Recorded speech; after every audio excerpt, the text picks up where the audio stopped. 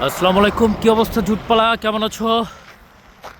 তারপরে বড়রা মুরব্বীরা সব কেমন আছেন? এই হচ্ছে অবস্থা officially frozen Calgary. -34 feel like. তারপরে সবার কি অবস্থা, কেমন আছেন সবাই? হোপফুল ভালো আছেন। দেশে তো মনে হয় একটু একটু গরম পড়ে গেছে।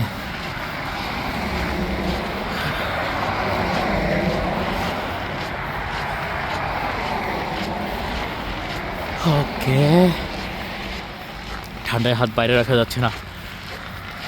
হ্যাঁ, কি বলতে চেয়েছিলাম সেটাও ভুলে গেছি আপাতত।